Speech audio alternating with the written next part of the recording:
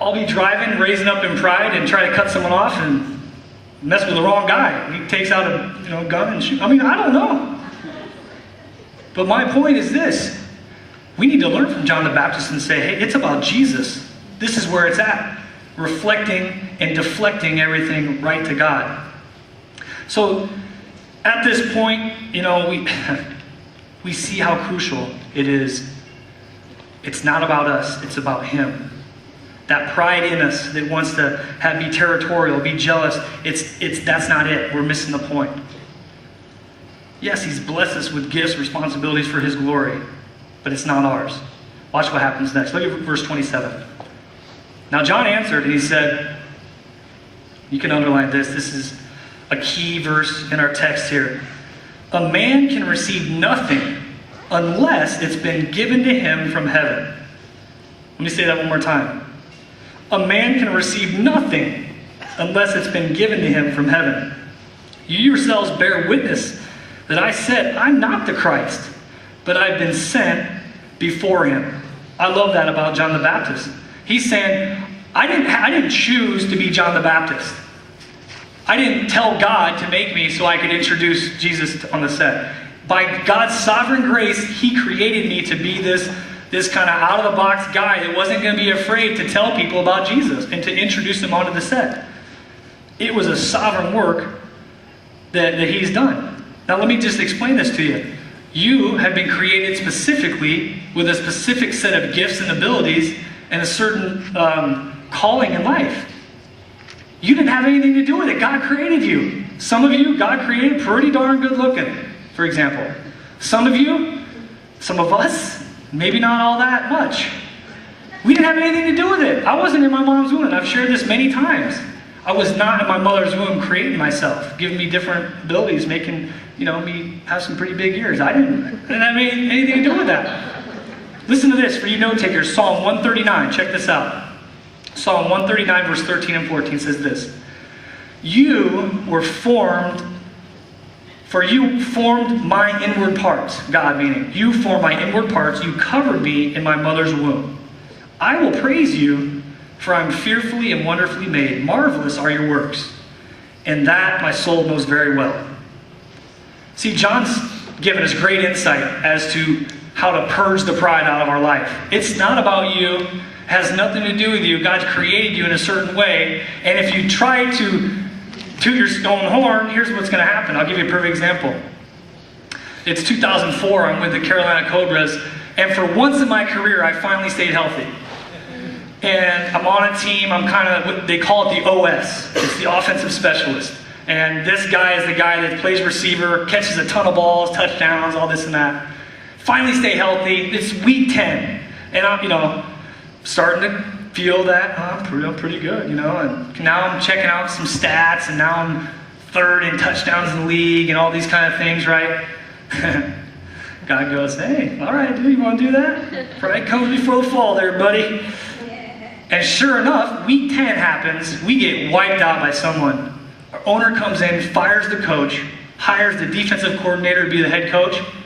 The very next day, defensive coordinator, hey Todd, he called me up. I need to talk to you and the quarterback and have a meeting here. And I know what that kind of meeting is. Brings me in, he said, we're going to bench you. We're going to go with these two other guys at quarterback and receiver. So, good luck, buddy. They're real tactful and those type of things. So, what happened? I went from the OS, the guy everybody's looking at, scoring touchdowns, to the HS. That's what I was affectionately termed by all of my teammates. I was now the holding specialist. So I would ride the pines during the game. We'd score. The guy that just took my job would score. He'd be like, yeah. And I'd be like coming in, yeah, all right, man. All right, let's see here. All right. I get the snap, put the ball down, they'd kick it. I'd be like, yeah, all right. And I'd walk off the field, they'd be like, great job, HS, great job, What was that? It's pride, man.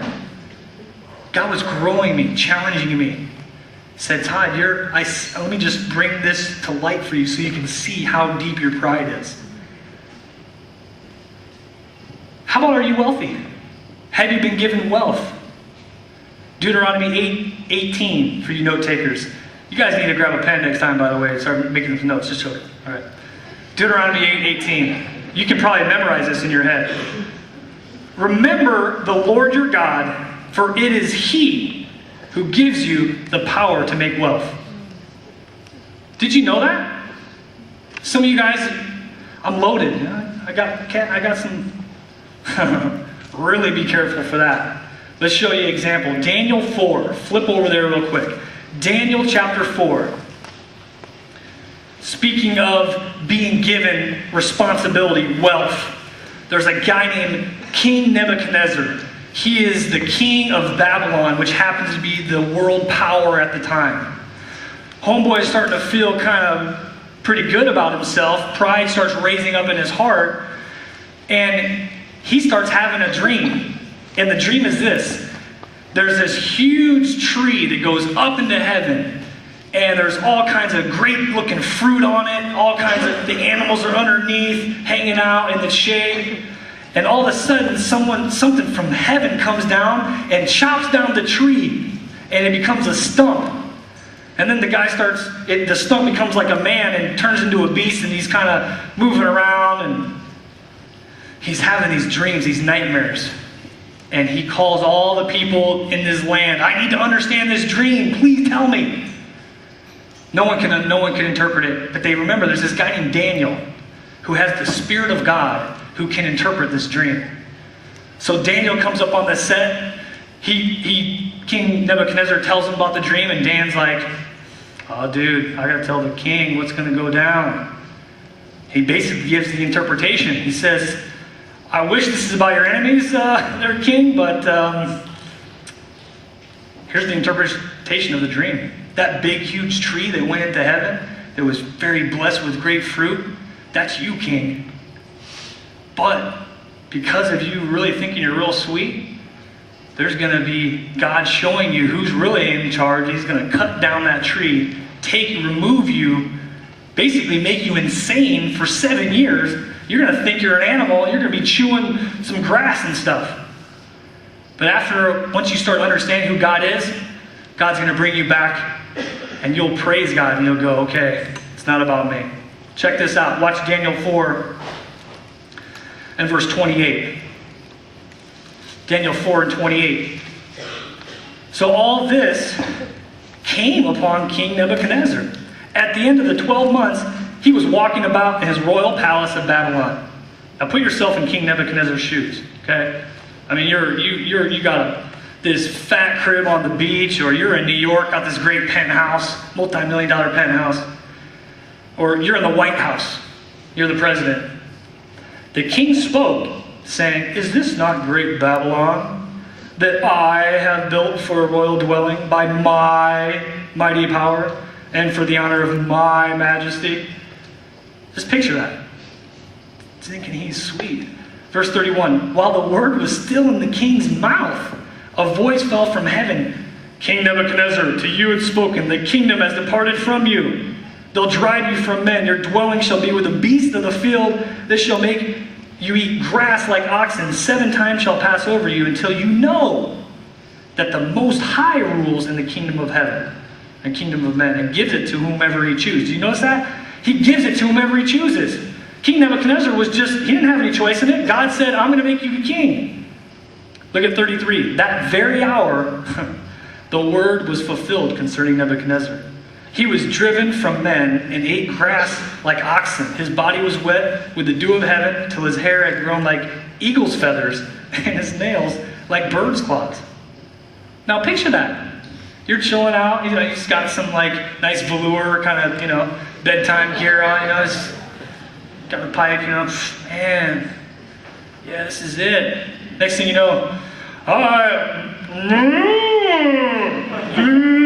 and he's like on the ground, just out in the field for 7 years. Scholars submit. Dude was whacked. Now watch 34. At the end of the time, I, Nebuchadnezzar, lifted my eyes to heaven, and my understanding returned to me. And I blessed the Most High, and praised and honored him who lives forever. For his dominion is an everlasting dominion. His kingdom is from generation to generation. All inhabitants of the earth are reputed as nothing.